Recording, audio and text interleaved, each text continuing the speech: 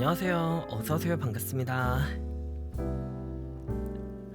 모모새 세치입니다. 오늘은 정말 이제는 모르는 사람을 찾아보기 어려운 고전 중의 고전, 명작 중의 명작 변신을 읽어보려고 합니다.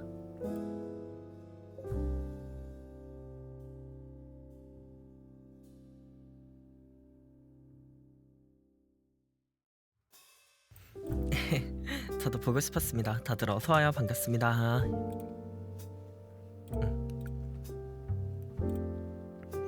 오기 전에 재밌는 일이 있었어요. 세치님이 좋아하는 왕큰 파 선생이 나오는 작품. 싫어하거든요. 전 벌레를 참 싫어합니다.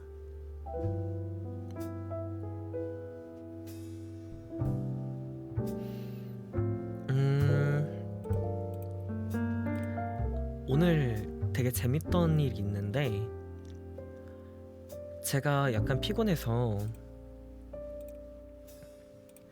9시 55분을 알림을 맞춰놓고 잤어요. 긴 시간 자진 못했지만 짧은 시간이라도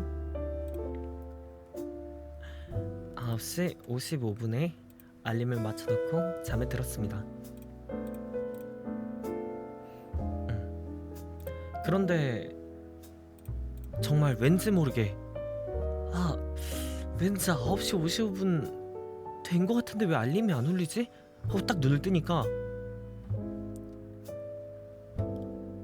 알림이 3초 뒤에 9시 55분이라고 알려주더라고요. 거의 정확한 타이밍을 맞췄었던 거예요. 제 몸이 참 신기합니다. 그래서 알림 안 듣고도 바로 하고 일어났어요. 직감이 굉장하죠. 친구한테 변신 빌려 읽은 적이 있었는데 사파가 있었다고요? 컴퓨터가 잠깐만. 컴퓨터 죽지마. 됐다. 컴퓨터 죽지마. 정사람. 에헤이 참. 나이도 얼마 안 먹은 양반이 제 3살밖에 안 됐으면서 3살밖에 안 먹은 양반이 이놈 예끼놈.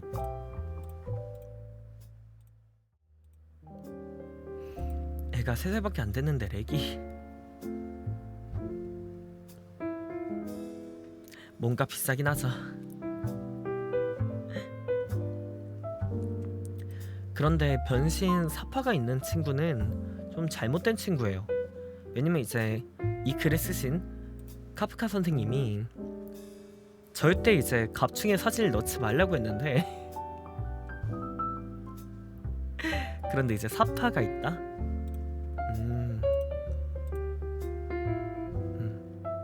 많이 곤란하다. 여러가지 상상력을 위해서 그런 게 아닐까 생각을 하고 있습니다. 오늘은 정말 아무튼 유명하고 대단한 명작 변신을 읽어볼 건데요. 들으시면서 편안하게 주무세요. 작가님도 벌레를 싫어했을지도.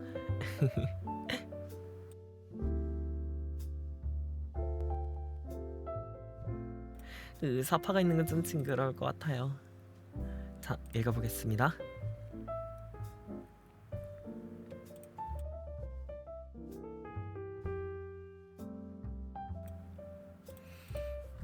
어느 날 아침, 그레고로 잠자는 불안한 꿈에서 깨어나 침대에 누워있는 자신의 모습이 거대한 벌레로 변해있는 것을 발견했다.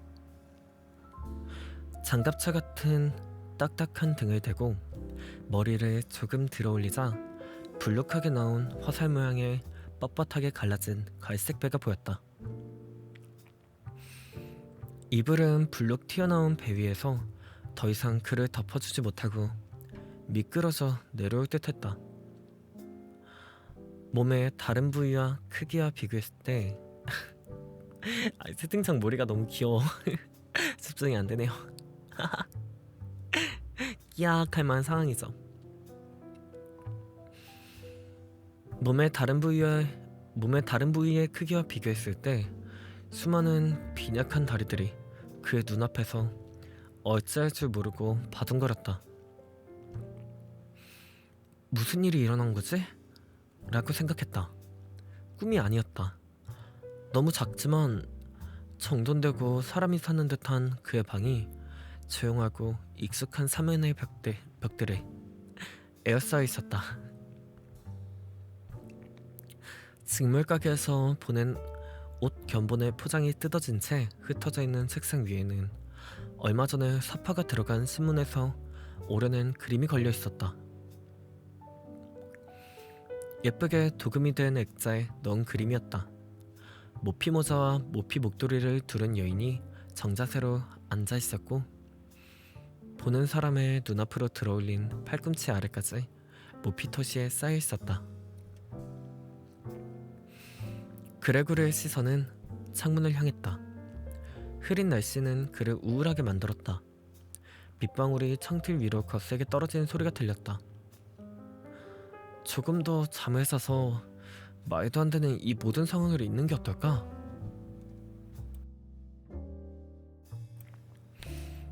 라고 그는 생각했다. 하지만 전혀 그럴 수가 없었다. 왜냐하면 그는 오른쪽으로 자는 것에 익숙한데 지금 상태로는 그렇게 할 수가 없었기 때문이다. 온 힘을 다해 몸을 오른쪽으로 기울이려고 했지만 매번 흔들거리며 벌러덩 누운 자세로 되돌아왔다. 바둥거리는 다리들을 보지 않기 위해서 눈을 감은 채 아마 100번 정도 그 자세를 시도했을 것이다. 옆구리에서 지금까지 느껴보지 못했던 고통이 시작되었을 때야 그는 비로소 그 짓을 그만두었다. 새로운 친구들 어서오세요. 반갑습니다. 젠장, 그는 생각했다. 왜 이리 피곤한 직장을 선택했지? 날마다 출장이니 업무상의 긴장감은 집에서의 일보다 훨씬 크다. 게다가 이러한 출장에 대한 걱정에는 열차 연결에 대한 걱정, 불규칙하고 영양 상태가 좋지 않은 식사, 항상 변화무쌍하고 찰나적인 데다가 결코 진심으로 대할 수 없는 인간들과의 관계가 부과된다. 이런 것들을 신경 쓰고 싶지 않다고. 배 윗부분이 약간 가려웠다. 머리를 좀 더 대기 위해 등을 천천히 침대 기둥 쪽으로 더 가까이 밀었다. 결국 수많은 작은 흰색 점들로 뒤덮인 간지러운 곳을 찾았다. 하지만 그것이 뭔지는 알 수 없었다. 그는 한 다리로 그곳을 긁으려고 했지만 곧 다리를 다시 끌어당겼다. 다리가 닿자마자 소름이 끼쳤기 때문이다. 그는 다시 원래 위치로 되돌아갔다. 이렇게 이른 시간대에 일어난 것은 정말 어리석은 짓이다. 인간은 잠을 자야만 한다. 다른 투숙객들은 하렘의 여성들처럼 살고 있지 않은가? 예를 들어 확보한 주문을 작성하기 위해 오전 시간대에 게스트하우스로 돌아가 보면 그 신사분들은 그제야 아침 식사를 하며 앉아있다. 우리 시장 같은 사람한테 내가 저렇게 했다면 그 자리에서 해고되었을 것이다. 그게 나한테는 더 좋을지 누가 알겠는가? 부모님 때문에 그 회사에 다니지 않았다면 예전에 사표를 냈을 것이다. 사장 앞에 나서서 나의 의견을 진심으로 모두 말했을 것이다. 사장은 책상에서 떨어졌을 것이다. 책상 위에 앉아서 내려다보며 직원과 얘기하는 것도 참 특이한 방식이야. 게다가 사장은 귀가 잘 들리지 않아서 아주 가까이 다가가야만 하잖아. 그렇다고 희망을 완전히 포기한 건 아니야. 부모님이 그에게 진 빚을 모두 갚을 정도로 돈을 모으면 꼭 사표를 낼 거야. 5년에서 6년은 걸리겠지만 말이야. 그 다음에는 대전환점이 시작될 거야. 물론 일단은 일어나야만 해. 내가 타야 하는 기차가 5시에 출발하거든. 그리고 그는 진열장 위에서 째깍거리는 알람시계를 쳐다보았다. 맙소사, 6시 30분이었다. 바늘은 조용히 앞으로 움직였으며 심지어 반을 지나쳐 있었다. 이미 45분에 가까워져 있었다. 알람 시계가 울리지 않았나? 알람을 4시에 정확히 맞춰둔 것을 침대에서도 보였다. 분명 시계가 울렸다. 그래, 하지만 가구를 흔들어 놓을 정도의 소리에 조용히 잠을 잔다는 것이 가능한 일인가? 솔직히 그는 편안히 잠이 들지는 않았지만 아마도 그렇게 더 깊게 잠들었나 보다. 하지만 그는 지금 무엇을 해야만 할까? 다음 기차는 7시에 출발한다. 그 기차를 타기 위해선 말도 안 되게 빠르게 서둘러야 한다. 게다가 견보는 아직 싸지도 못했다. 또한 그렇게 몸이 가볍고 움직이기 쉬운 것도 아니었다. 그 기차를 탄다고 해도 사장의 불효령은 피할 수 없을 것이다. 왜냐면 사무원이 5시 기차를 기다리다 내가 기차를 놓쳐버렸다는 사실을 이미 보고했을 것이기 때문이다. 사무원은 이성이 없는 시장의 장조물이었다. 병가를 신청했다면 어땠을까? 하지만 그것 또한 창피한 일인데다 사자에게 의심을 살 것이다. 왜냐면 그레고르는 5년이나 근무하면서 단 한 번도 아픈 적이 없었기 때문이다. 분명 사장은 의료보험 회사 의사와 함께 올 것이며 게으른 아들 때문에 부모님 탓을 할 것이다. 그리고 아주 건강하지만 단지 일하기 싫어하는 자들만 존재하는 것으로 여기는 의료보험회사 의사의 언급만으로 모든 이들의 제기들은 묵살될 것이다. 이런 경우에는 의사가 아주 부당한 것일까? 실제로 그레고르는 긴 수면으로 잠에 취했을 때 과한 무기력 외에는 아주 건강했고 심지어 엄청나게 배가 고팠다. 다들 어서오세요. 반갑습니다. 지금 프란츠 카프카 선생님의 변신 낭독하고 있습니다. 벌레가 되어도 출근을 해야 하는구나. 과연 어떻게 될까요? 그가 침대에서 벗어나라고 결심할 새도 없이 이러한 모든 것을 서둘러서 생각하고 있을 때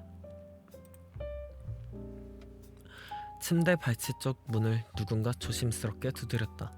알람 시계는 6시 45분을 가리키고 있었다.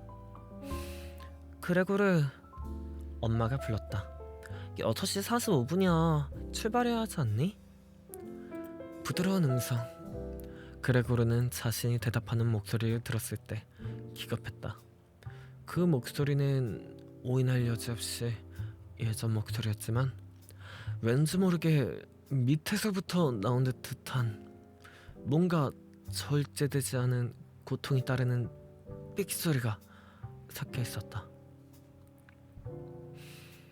처음 말할 때만 단어들이 명확하게 들렸으며 울리는 찬양에서는 단어들이 파괴되면서 사람들이 제대로 들었을지 짐작이 가지 않았다.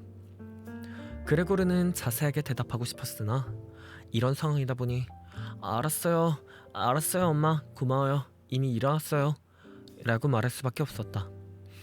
문이 나무로 만들어져서 그레고르의 음성에서 나타난 변화를 밖에서는 아마도 알아차리지 못한 듯했다.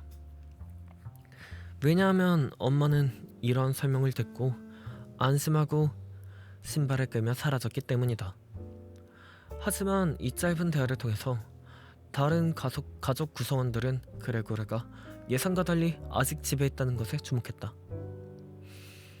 아버지가 옆에서 약하긴 하지만 주먹으로 노크를 했다. 그레고르! 아버지가 불렀다. 도대체 무슨 일이니? 그리고 잠시 후에 그는 다시 한번 좀 더 낮은 목소리로 재촉했다. 그레고르! 아버지가 불렀다. 도대체 무슨 일이니? 그리고 잠시 후에 그는 다시 한번 좀 더 낮은 목소리로 재촉했다. 그레고르. 다른 연문에서는 여동생이 나지막하지만 걱정스러운 목소리로 물었다. 그레고르? 몸이 좋지 않아? 뭐 필요한 거라도 있어? 양 옆을 향해 그레고르는 대답했다. 곧 준비가 끝나. 아주 세심하게 발음을 하면서 각각의 단어들 사이에 쉼을 두어서 자신의 목소리에서 두드러지는 모든 흉한 느낌을 빼내려고 했었다. 아버지는 아침 식사를 먹으러 갔지만 여동생은 여전히 남아있었다. 그레고르, 문 열어 부탁이야. 하지만 그레고르는 문을 열 생각이 없었다. 그러면서 집에 있는 동안에도 밤에는 모든 문을 잠그는 여행하면서 얻게 된 조심성에 감탄했다. 우선 그는 방해받지 않고 조용히 일어나 옷을 입고 무엇보다도 아침 식사를 하고 싶었다. 그 다음에 어떻게 할지 생각하려고 했다. 왜냐하면 침대에서 계속 생각한다고 이성적인 결론을 끌어낼 수는 없기 때문이었다. 그는 익숙하지 않은 자세로 침대에 누워 가벼운 통증을 느꼈다고 생각했고, 그 통증은 일어나게 되면 단순한 착각으로 밝혀질 것이었다.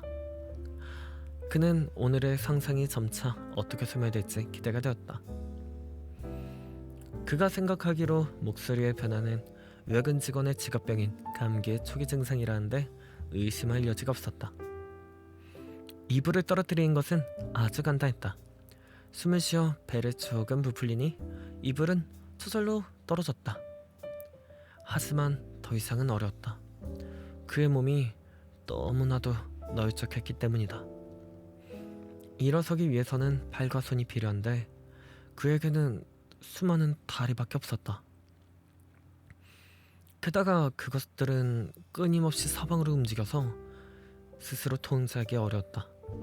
그가 다리 하나를 한 번 꺾어 접으려고 하면 그 다리는 쭉 뻗어졌는데 결국 다리를 접는 데는 성공했지만 그런 동안 다른 모든 다리들은 고통스럽고 산만하게 움직였다. 침대에 쓸데없이 머물러서는 안 돼. 그레고르는 혼잣말을 했다.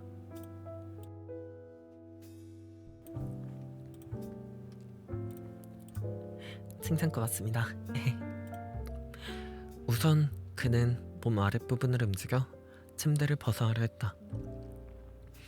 하지만 몸의 아랫부분을 아직 본 적이 없고 그 모습을 제대로 상상할 수 없었기 때문에 움직이기 아주 어려울 것이라고 판단했다.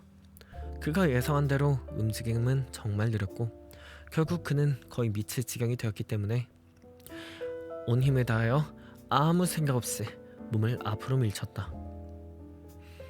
그러나 방향을 잘못 설정해 침대 발치의 기둥에 세게 부딪혔으며 불타는 듯한 고통을 느낀 그는 몸의 아랫부분이 지금으로서는 가장 예민한 부위 같다고 생각했다.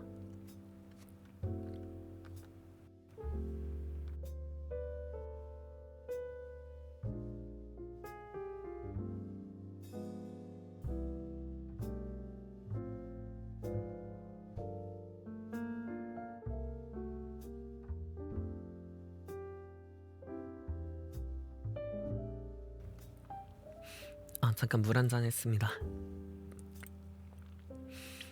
그래서 우선 상체를 침대 밖으로 내밀려 애쓰면서 조심스럽게 머리를 침대 가장자리로 돌렸다.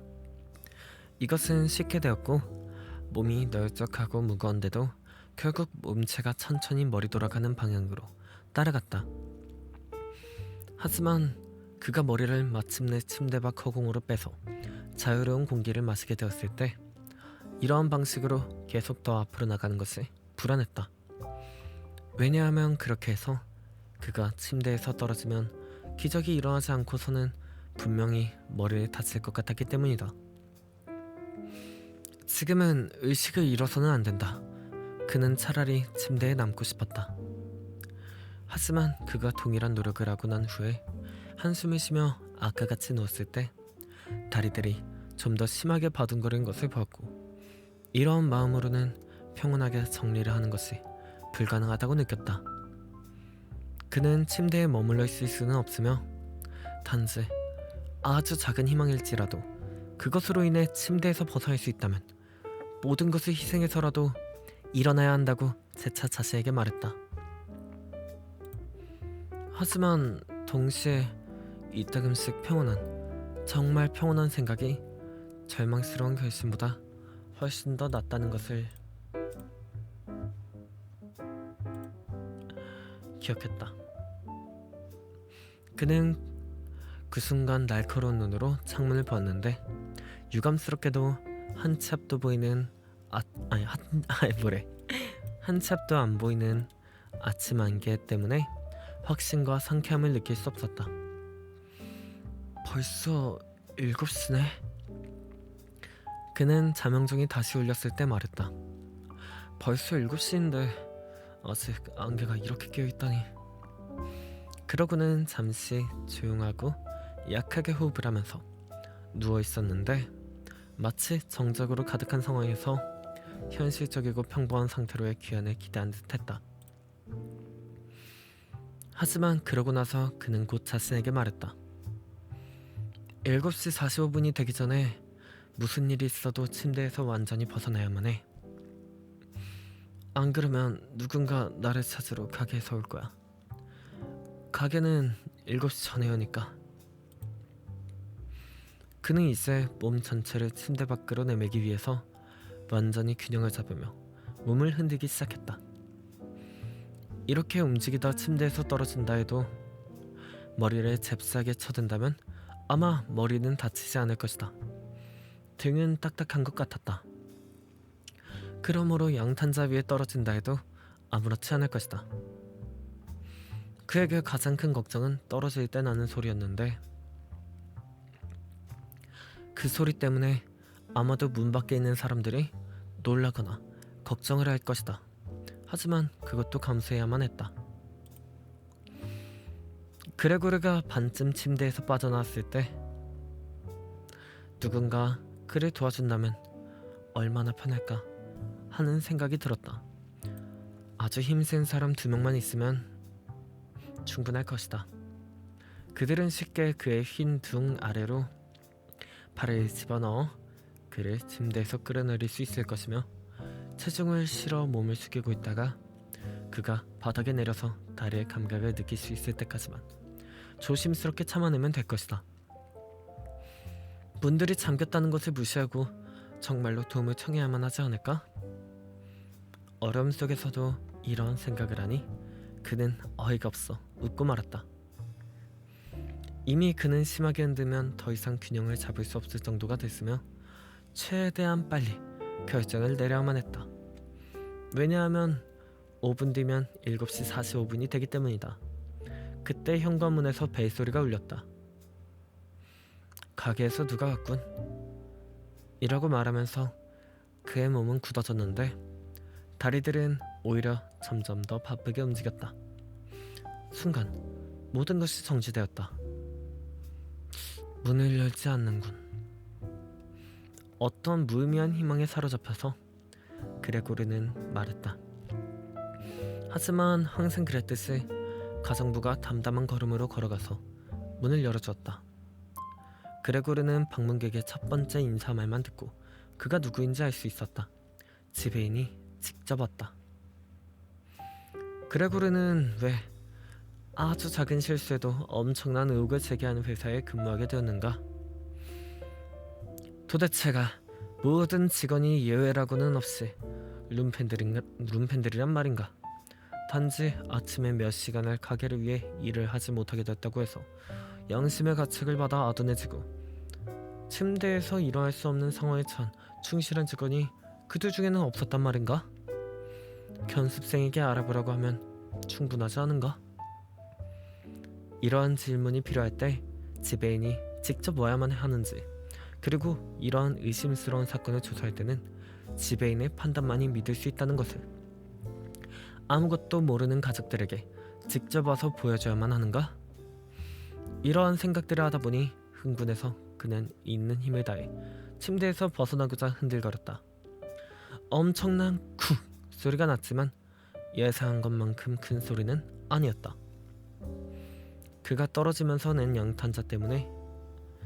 그가 떨어지면서 낸 소리는 양탄자 때문에 조금 약해졌다. 또한 그레고르가 생각한 것보다 등은 더 탄력적으로 반응했다. 그렇게 모두를 놀라게 할 정도로 커다란 소리가 난 것은 아니었다. 단지 균형을 유지하지 못해서 바닥에 머리를 부딪히고 말았다. 그는 분하고 고통스러워서 양탄자의 머리를 마구 비볐다. 안에 뭔가가 떨어졌어요. 라고 왼쪽 옆방에 있는 지배인이 말했다.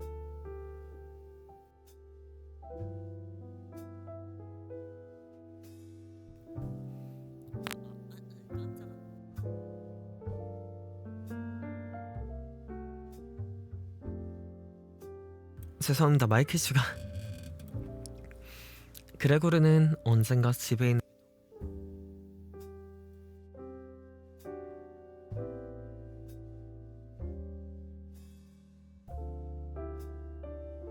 죄송합니다. 마이크 이슈가.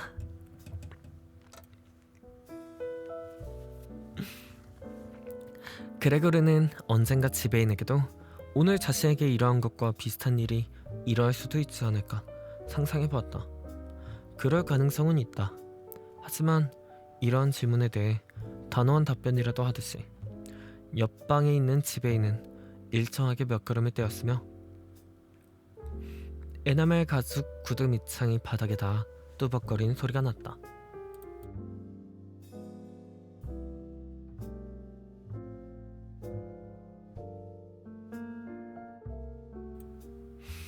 오른쪽에 있는 옆방에서 여동생이 그레고르에게 알려주기 위해 속삭였다. 그레고르, 지배인이 왔어. 알고 있어. 라고 그레고르는 그쪽 방향으로 말했지만 여동생이 들을 수 있도록 아주 크게 목소리를 높일 수는 없었다. 그레고르, 아버지가 왼쪽 옆방에서 말했다. 지배님이 오셨단다. 네가 왜 이른 아침 기차로 출근하지 않았는지 알고 싶어 하시는데 뭐라고 답을 해야 될지 모르겠구나. 너와 직접 이야기하고 싶어 하신다. 자, 이제 문을 열도록 해라. 방안이 지저분한 것 정도는 이해하실 분인 듯 하구나. 그러는 동안 참자씨, 좋은 아침입니다. 라며 지배인은 친근하게 그를 불렀다. 아버지가 문가에서 여전히 말을 하는 동안 어머니는 지배인에게 말했다. 몸이 안 좋은가 봐요. 지배님, 저를 믿어주세요. 그렇지 않다면 왜 그레고르의 기차를 놓쳤을까요? 우리 애는 일 외에 어떤 것도 생각하지 않아요. 저녁 때는 집 밖으로 한 번도 나가지 않아서 화가 나기도 한답니다. 8일 동안 시내에 있었지만 매일 저녁 때는 집에만 있었지요. 우리와 함께 식탁 앞에 앉아서 조용히 신문을 읽거나 차량 운행 시간표를 들여다봤어요. 그리고 격자 제공에 몰두할 때 가장 즐거웠답니다. 예를 들어 2, 3일에 걸쳐 저녁 시간 동안 작은 액자를 제공했어요. 얼마나 예쁜지 지배인님도 감탄하실 거예요. 우리끼리 있었다면 그레고르가 문을 열도록 하지 못했을 거예요. 고집이 센 아이거든요. 분명히 몸이 좋지 않을 거예요. 비록 아침에는 그렇지 않다고 했지만요. 금방 나갈게요. 라고 그레고르는 천천히 조심성 있게 말하면서 대화의 내용을 놓치지 않기 위해서 움직이지 않았다. 부인, 저도 달리 어떻게 설명할 수 없네요. 라고 지배인은 말했다. 심각하지 않기를 바랄 뿐입니다. 다른 면에서 말씀드리자면 우리 같은 장사꾼들은 유감스럽게 여기든 운이 좋다고 여기든 몸이 조금 좋지 않은 것쯤은 종종 일에 대한 염려로 금방 극복해야만 합니다. 자, 이제 지배님이 방에 들어가도 되겠니? 참다 못한 아버지가 물으면서 다시 문을 두드렸다. 안 돼요. 그레고르는 말했다. 왼쪽 옆방은 난처한 침묵에 쌓였고 오른쪽 옆방에서는 여동생이 훌쩍이며 울기 시작했다. 도대체 왜 여동생은 다른 이들에게 가지 않았을까? 그녀는 분명 이제야 침대에서 일어났고 옷을 입기 시작하지도 않았을 것이다. 그러면 도대체 그녀는 왜 울지? 그가 일어나지 않고 지배인을 안으로 들이지 않기 때문에 직장을 잃을 위기에 처했기 때문에 그렇게 되면 사장이 부모님에게 빚을 갚으라고 재촉하게 될까봐? 하지만 그건 당장은 불필요한 걱정들이었다. 아직 그레고르는 여기에 있고 그의 가족을 포기할 생각을 조금도 해보지 않았다. 그는 잠시 양탄자 위에 누워있을 뿐이고 그의 상태를 어느 누구라더라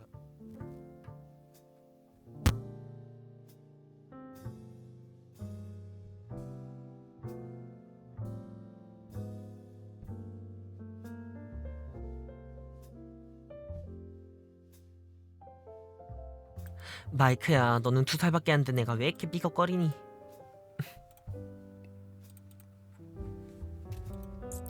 네, 죄송합니다.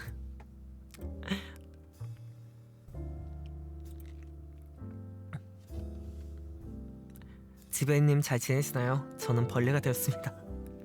저 내가 치려고 했던 드립인데 마음이 잘 맞네요.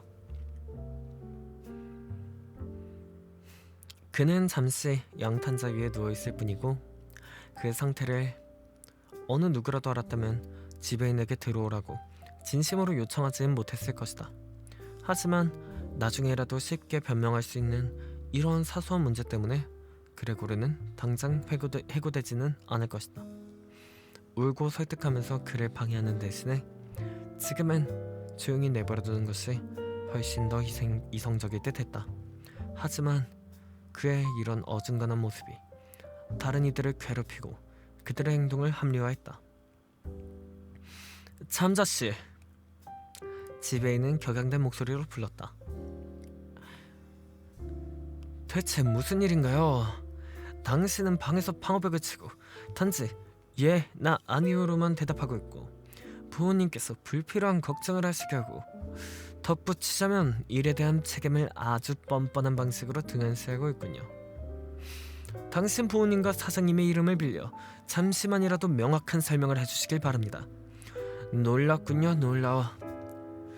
당신이 아주 조용하고 이성적인 사람이라고 생각했는데 이제 보니 이상하고 편덕스러운 기질이 있었네요. 사장님이 오늘 아침 일찍 당신의 실수에 대해 명확한 사유를 알아오라고 했어요. 그것은 당신에게 최근에 믿고 맡긴 수금에 관한 것이에요. 나는 당신을 믿기에 절대 그런 일은 없을 것이라고 장담했어요. 하지만 지금 이렇게 당신이 이해할 수 없는 고집을 부리니 조금이라도 당신을 변호해줄 마음을 완전히 잃어버리고 말았어요. 그리고 당신의 자리는 결코 확고한 것이 아니에요. 원래 당신하고만 모든 것을 얘기하려고 했지만 당신이 지금 쓸데없게 내 시간을 낭비하게 하고 있으니 당신 부모님이 알게 된다고 하더라도 난 모르겠군요.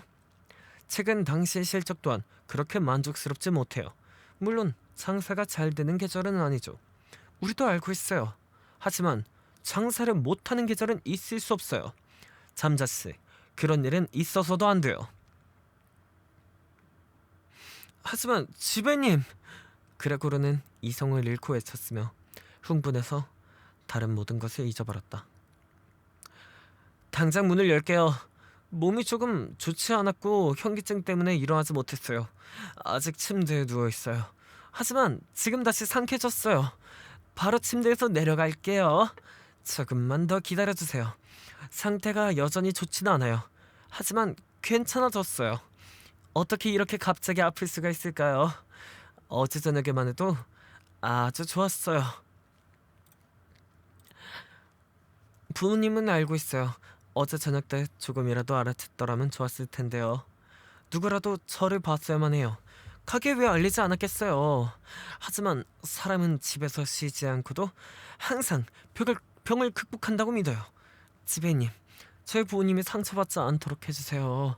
지금 제게 쏟아붓는 모든 비난들은 아무 근거가 없어요. 누구도 저에게 그렇게 말하지 않았어요. 아마도 지배님은 제가 보낸 최근 주문서를 잊지 않으셨나 보군요. 전 8시 기차를 타고 출장을 갈 거예요. 몇 시간의 휴식에 힘을 줬어요. 지배인님, 제발 비난만은 하지 말아주세요. 바로 가게에 갈 거예요. 사장님께 그렇게 한다고 잘 말씀해 주시면 고맙겠어요. 그레고르가 자신이 무슨 말을 하는지 알지 못하면서 이 말들을 급하게 내뱉는 동안 이미 침대에서 연습을 충분히 해서인지 그는 쉽게 괴짝 가까이에 다가가 그것에 대해서 기대어 자리에서 일어나려고 시도했다. 그는 문을 열려고 하고 정말로 지배인을 보고 말하려고 했다. 그레고르는 문이 열리기를 고대하고 있는 다른 이들이 자신을 보았을 때 무슨 말을 할지 정말 궁금했다. 그들이 경악한다면 그때는 그레고르도 어쩔 수 없으니 조용히 있을 것이다. 하지만 그들이 모든 것을 받아들인다면 그 또한 흥분할 이유가 없으니 서두른다면 8시에 기차역에서 출근할 수 있을 것이다. 그는 몇 번이고 괴짝에서 미끄러졌지만 마침내 마지막 힘을 쥐었잖아요. 똑바로 섰다. 하체에 격심한 통증이 느껴졌지만 더 이상은 신경 쓰지 않았다. 그는 가까이에 있는 의자 등받이에 기대어 넘어지면서 의자의 모퉁이를 다리로 꽉 잡았다. 그렇게 함으로써 자신을 통제할 수 있었다. 이제 지배인이 말한 것을 들을 수 있었기 때문에 그는 침묵했다. 한마디라도 이해하셨나요? 그가 우리를 놀리는 건 아니죠? 지배인은 부모님께 물었다. 그럴 리가요. 어머니가 울면서 외쳤다. 애가 아마도 많이 아픈가 봐요. 우리가 그를 괴롭히고 있어요. 그레테, 그레테. 그녀는 소리쳤다. 어머니? 어머니? 그래. 그의 여동생이 다른 쪽에서 외쳤다. 그들은 서로 그레고르의 방을 통하여 대화했다. 당장 의사 선생님께 갔다 오너라. 그레고르가 아프단다. 빨리 의사를 불러오너라. 지금 그레고르가 말하는 걸 들었니? 오, 그건 동물의 소리였어요. 라고 지배인은 어머니가 소리 지른 맞은편에서 나지막하게 말했다. 안나! 안나! 아버지는 곁방을 통과하여 부엌 방향으로 고개를 내밀고 목청껏 가정부를 부리며 손뼉을 쳤다. 당장 열쇠를 가져와! 그러자 2명의 가정부가 치맛자락이 스치는 소리를 내면서 곁방을 지나서 달렸다. 어떻게 여동생은 그렇게 빨리도 옷을 입었을까? 그리고 가정부들은 현관문을 활짝 열었다. 문이 닫히는 소리가 들리지 않았다. 아마도 그들은 엄청나게 안 좋은 일이 일어난 집에서 하는 것처럼 문을 열어놓은 것 같았다.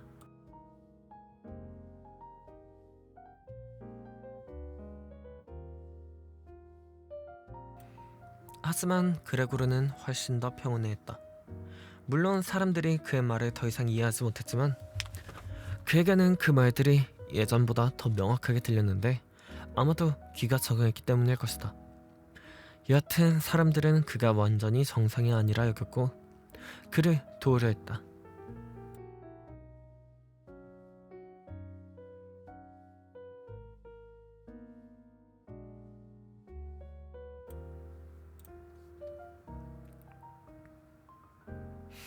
첫 번째 지시를 내릴 때 느낀 신뢰와 태도가 그의 마음에 들었다. 그는 다시 인간들의 영역으로 받아들여진 것처럼 느꼈고 의사든 열쇠공이든 가리지 않고 그들이 대단한 일을 해주기를 바랐다. 그리고 다가오는 결정적인 대화를 위해 가난 명쾌한 목소리를 내기 위해 밭은 기침을 했다. 물론 조용히 하려고 노력했는데 왜냐하면 이러한 기침 소리 또한 인간의 그것과 다르게 들릴 수 있기 때문이다. 그레고르는 더 이상 이러한 소리를 구별할 엄두가 나지 않았다. 옆방에는 그 사이에 완전한 정적이 감돌았다. 아마도 부모님은 지배인과 함께 식탁 앞에 앉아서 귓속말을 하거나 모두들 문 앞에 기대어 귀를 기울이고 있었을 것이다.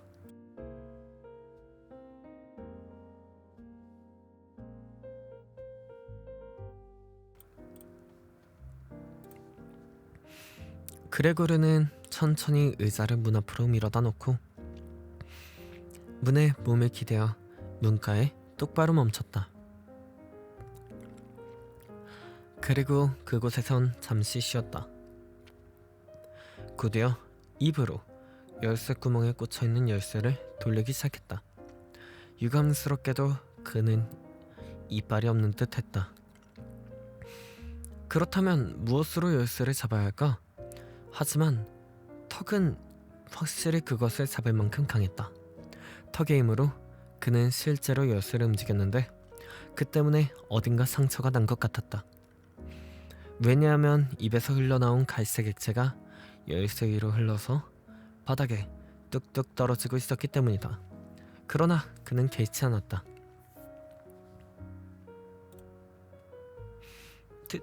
들어보세요. 그가 열쇠를 돌리고 있어요. 옆방에서 지배인이 말했다. 그것은 엄청난 격려가 되었다. 하지만 아버지와 어머니를 포함한 모두가 그를 응원해야만 했다. 좋았어, 그레고르! 라고 외쳐야만 했다. 조금만 더 열쇠 구멍으로 가까이.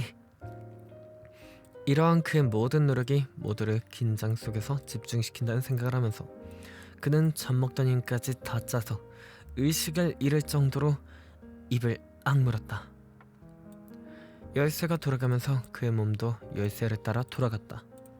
그는 단지 입으로만 자신의 몸을 가누고 있었다. 필요에 따라서는 열쇠에 매달리기도 하다가 몸무게를 이용하여 그것을 아래로 눌렀다. 마침내 차가덕 하고 열쇠가 열리는 울림에 그레고르는 정신을 차렸다. 숨을 내쉬면서 그는 말했다. 열쇠공은 필요하지 않아. 그리고 문이 완전히 열리도록 머리로 문을 밀었다.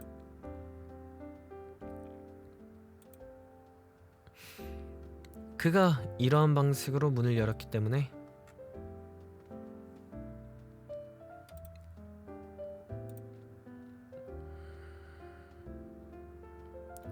꽤 넓게 문이 열렸다. 하지만 그의 모습은 아직 보이지 않았다.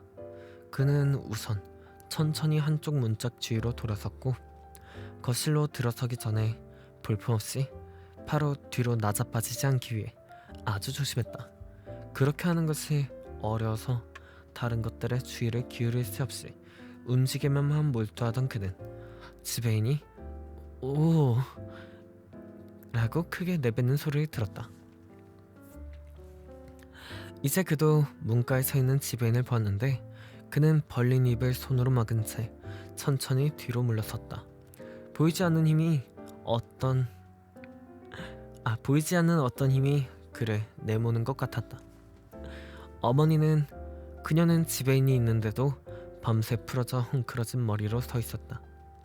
우선 손을 포개어 아버지를 바라보았고 이어서 그레고르에게 두 걸음 다가가다가 사방으로 펼쳐진 치마 가운데로 쓰러졌는데 얼굴이 가슴에 깊숙이 묻혀 보이지 않았다.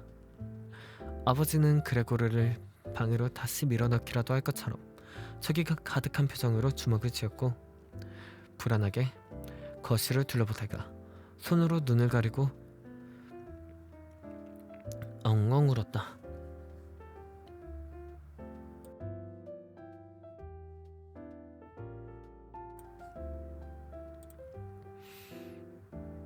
그레고르는 더는 거실로 나오지 못하고 잠겼던 문짝에 기대었다. 그의 머리는 반 정도 보이는 상체 위로 기울어져 있었고 그런 모습으로 그는 다른 사람들을 쳐다보았다. 그러는 동안 밖은 훨씬 환해졌다.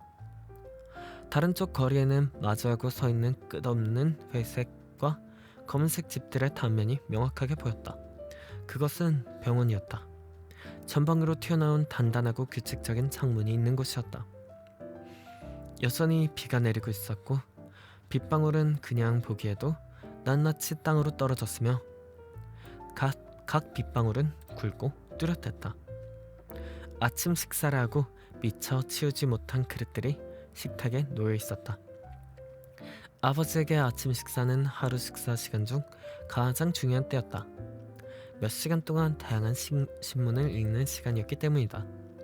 맞은편 벽에는 군대 시절 그레고르의 사진이 걸려 있었다. 사진 속의 그는 소위였다. 그는 자신의 자세와 유니폼에 최대한 경의를 표하면서 검에다 손을 얹고 근심 없이 웃고 있었다. 거실로 향하는 문은 열려 있었는데 거기에 현관문도 열려 있는 것이 보였고 그 문을 통해서 앞마당과 아래로 향하는 계단을 볼 수 있었다. 이제 그만! 그레고르는 말하면서 많은 사람들 중에 자신이 유일하게 평정을 유지하고 있다는 것을 알아차렸다. 곧바로 옷을 입을 거예요. 견본품을 싸서 출발할 거예요. 제가 출발하도록 도와주실 거죠? 그렇게 할 거죠? 자, 지배님 보세요. 전 고집불통도 아니고 일하는 것을 좋아해요. 출장은 힘들지만 출장을 가지 않을 수 없잖아요. 지배님? 대체 어디로 가신 거예요? 가게로? 그런가요? 사장님께 모든 일을 사실대로 보고하실 건가요? 누구에게나 일을 할 수 없는 상황이 올 수도 있잖아요. 제발 예전 저의 실적을 생각해 주세요. 어려움을 극복하고 난 다음에 확실히 더 성실해지고 열심히 일하는 시기가 있잖아요. 제가 사장님께 너무나도 충실한 직원이란 것을 지배인님도 잘 아시지 않습니까?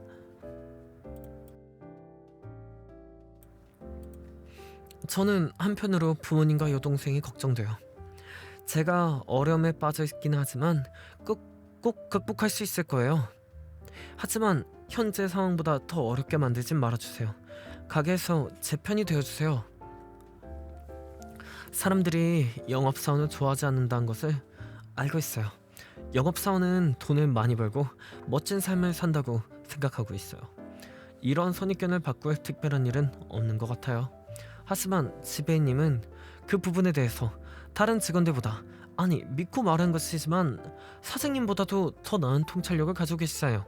사업가인 사장님은 위치 때문에 피고용인에게 불리한 판단을 하잖아요. 지배인님도 잘 아시다시피 출장 가는 직원들은 1년 내내 외근이고, 그래서 쉽게 험담이나 뜻밖의 사고, 사건, 그리고 근거 없는 불평의 희생양이 되잖아요. 그런 것들에 대해 완전히 대응하기란 불가능하죠.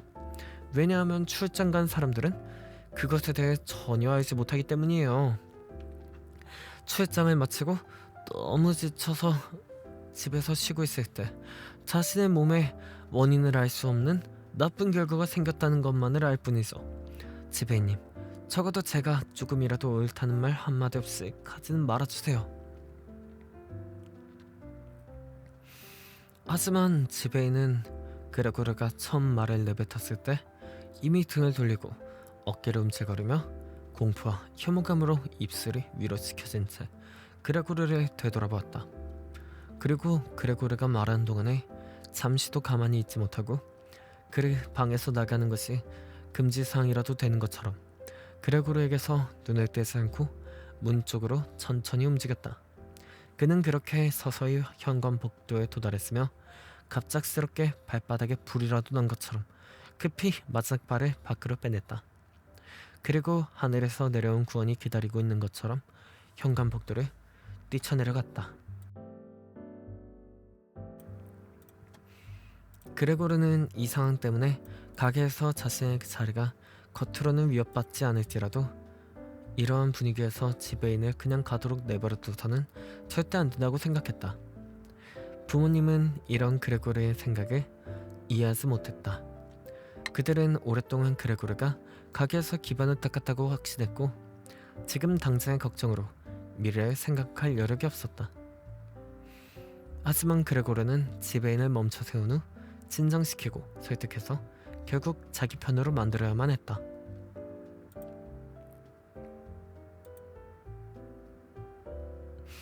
그레고르와 가족의 미래가 바로 그것에 달려 있었다. 여동생이 여기 있었더라면 그녀는 영리했다. 그레고르가 등을 기대고 누워있을 때 그녀는 이미 울고 있었다.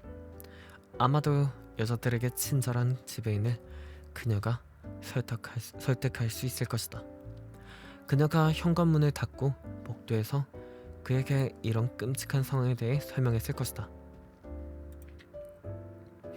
하지만 여동생은 마침 거기에 없었고 그레고르가 직접 움직여야 했다.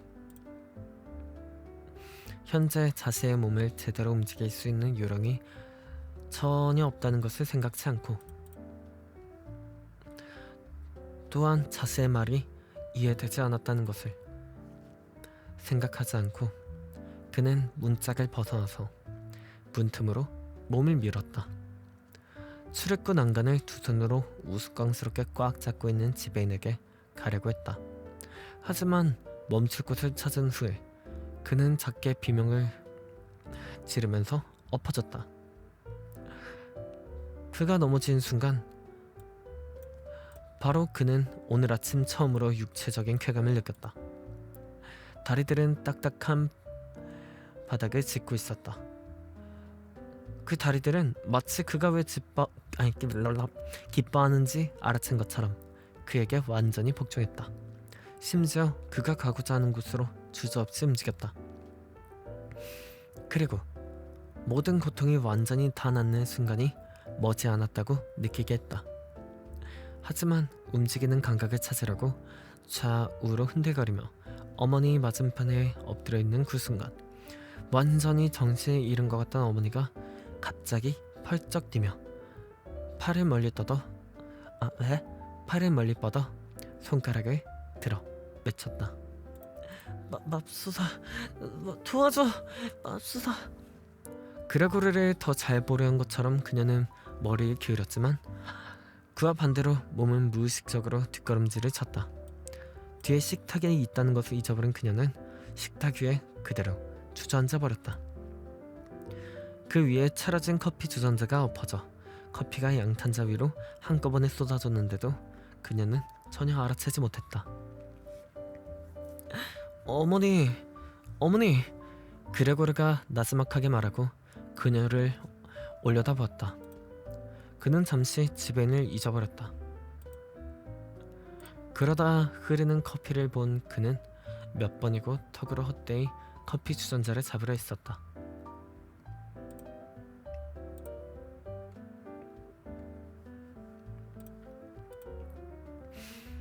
그 모습을 보고 어머니는 다시 소리를 지르며 식탁에서 벗어나 그녀 앞으로 급하게 오는 아버지 품에 안겼다. 하지만 그레고르는 부모님을 상대할 시간이 없었다. 지배인이 이미 계단에 있었기 때문이다.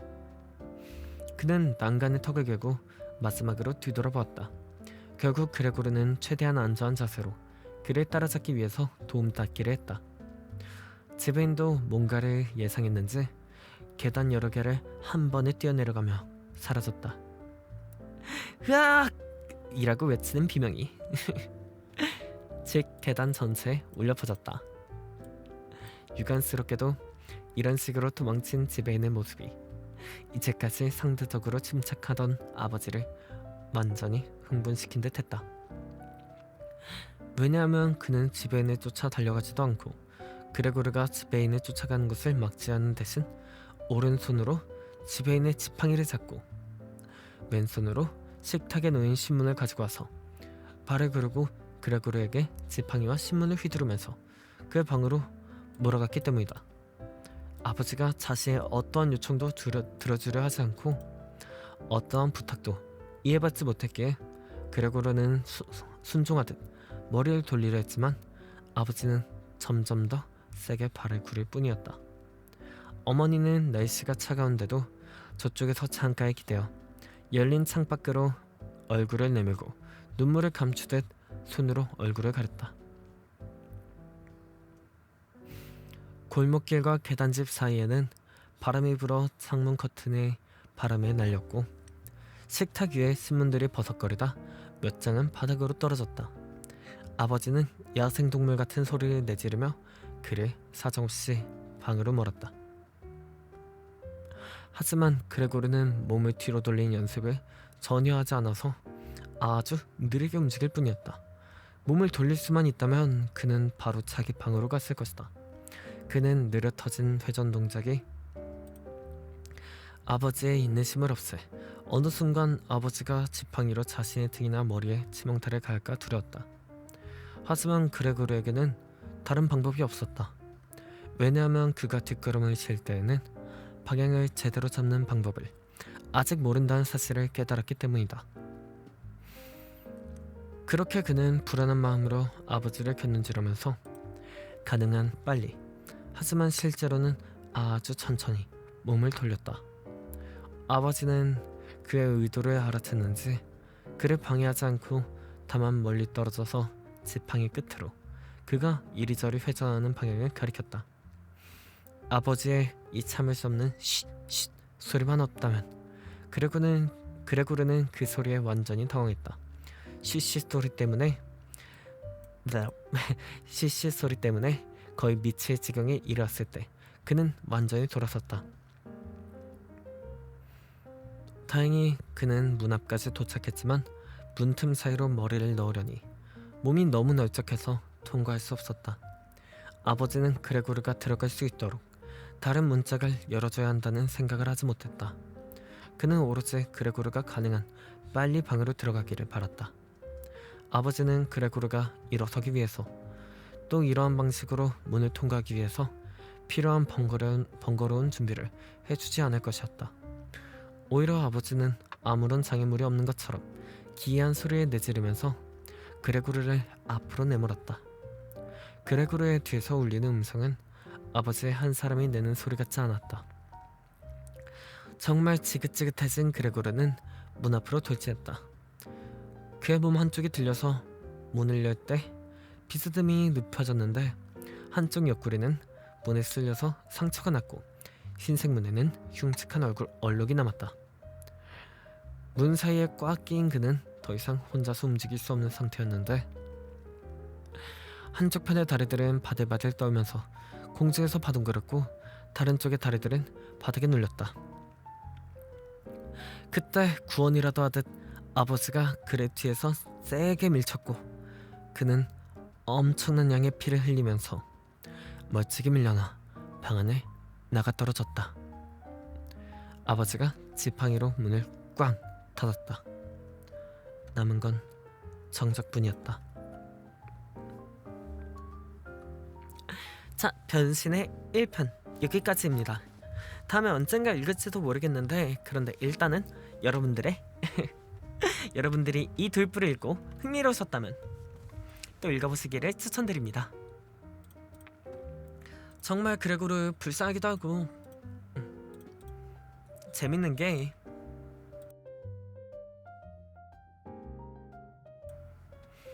이 변신이란 책은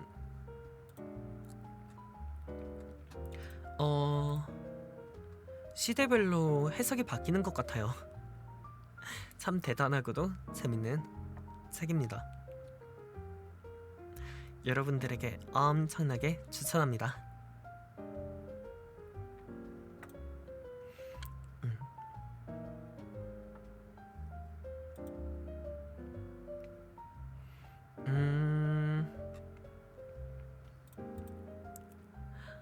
여러가지 여러분들만의 해석을 만들기 참 좋은 책이라고 생각합니다.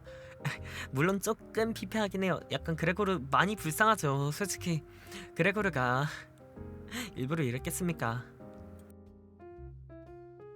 사실 그레고르가 잘못한 건 없거든요. 제가 이 책을 처음 읽고 어떤 느낌이 들었냐고요? 제가 이 책을 처음 읽은 건 중학생이었기 때문에 책에 대한 소양이 깊은 건 아니었어요. 지금도 엄청 깊은 건 아니지만 그땐 조금 더 얕았습니다. 그래가지고 이제 그레고르가 약간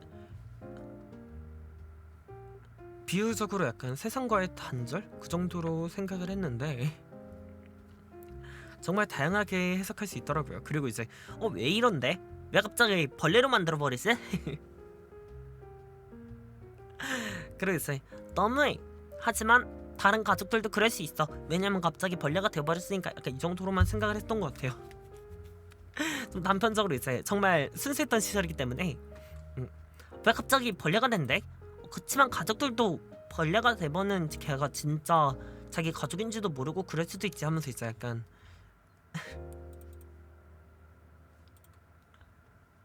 감성 있는 뭔가 그때 나이에 딱 맞는 해석을 내놓지 않았나 싶습니다. 갑자기 벌레가 롤 챔프 아닙니다. 네, 롤 아닙니다, 아닙니다. 자신 꿈을 책에다 쓴 거였다고 기억한다고요? 오, 그거는 저도 몰랐는데요. 신기합니다. 자, 오늘 방송 여기까지입니다. 다들 좋은 꿈 꾸시고 잘 주무셨으면 좋겠습니다. 벌레 약간 주무시개 친구로는 약간 그로테스크하지 않나?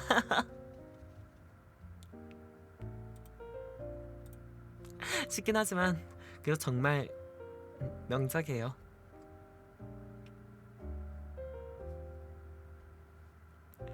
느끼는 바가 있으시길.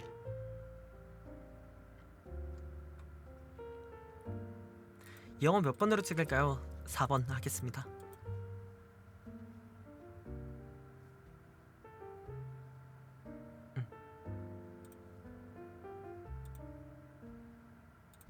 오늘은 작품 꿈 꾸시면 안 되고요.